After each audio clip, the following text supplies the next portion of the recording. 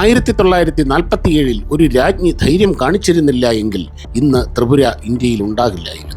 പകരം അത് പാകിസ്ഥാന്റെ ഭൂപടത്തിൽ ഇടം പിടിക്കുമായിരുന്നു. രാജ്യം വിഭജനത്തിന്റെ വേദനയിലൂടെ കടന്നു പോകുമ്പോൾ ത്രിപുരയുടെ വിധിയും അത്യന്തം അപകടകരമായ ഒരു വഴിത്തിരിവിലായിരുന്നു.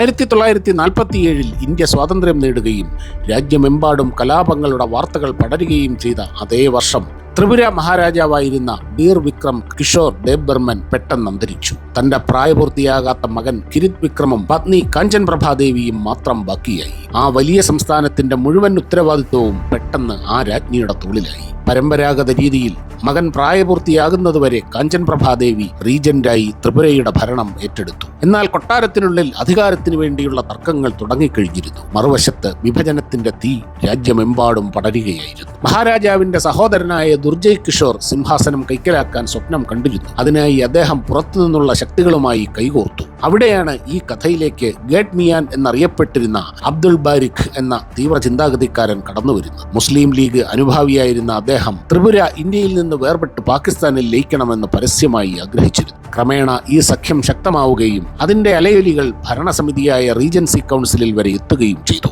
ചില മന്ത്രിമാർ പോലും പാകിസ്ഥാൻ അനുകൂല ചിന്താഗതിയിലേക്ക് മാറുന്ന അവസ്ഥയുണ്ടായി. സ്വന്തം കൗൺസിലിലെ ചില അംഗങ്ങൾ ഈ ഗൂഢാലോചനയുടെ ഭാഗമാണെന്നറിഞ്ഞപ്പോൾ റാണി കാഞ്ചൻ പ്രഭാദേവി ഒരു ധീരമായ തീരുമാനമെടുത്തു. ആദ്യം പാകിസ്ഥാനെ പിന്തുണയ്ക്കുന്ന മന്ത്രിമാരുടെ രാജി അവർ ആവശ്യപ്പെട്ടു. തുടർന്ന് കൊട്ടാരത്തിനുള്ളിലിരുന്ന് ഗൂഢാലോചന നടത്തുന്നവരെ പുറത്താക്കി. ജനങ്ങളെ പ്രകോപിപ്പിക്കുന്നവരുടെ പ്രവർത്തനങ്ങൾക്ക് അവർ കർശനമായ വിലക്കേർപ്പെടുത്തി. ആ കാലഘട്ടത്തിലെ സാഹചര്യത്തിൽ ഇത് അങ്ങേയറ്റം ധീരമായ ഒരു ചുവടുവെപ്പായിരുന്നു. ത്രിപുരയ്ക്കുള്ളിൽ മാത്രം ഒതുങ്ങി നിന്ന് ഈ യുദ്ധം ജയിക്കാനാവില്ലെന്ന് രാജ്ഞി മനസ്സിലാക്കിയിരുന്നു. അവർ ബംഗാൾ കോൺഗ്രസ് കമ്മിറ്റി വഴി നേരിട്ട് സർദാർ വല്ലഭായ് പട്ടേലിന് സന്ദേശമയച്ചു. ത്രിപുരയുടെ ലയന കാര്യത്തിൽ കൃത്യമായ നടപടികൾ കൃത്യസമയത്തെടുത്തില്ലെങ്കിൽ ഈ സംസ്ഥാനം ഇന്ത്യക്ക് നഷ്ടപ്പെടുമെന്ന് അവർ വ്യക്തമായ മുന്നറിയിപ്പ് നൽകി. സർദാർ പട്ടേൽ ഈ മുന്നറിയിപ്പിനെ നിസ്സാരമായി കണ്ടില്ല.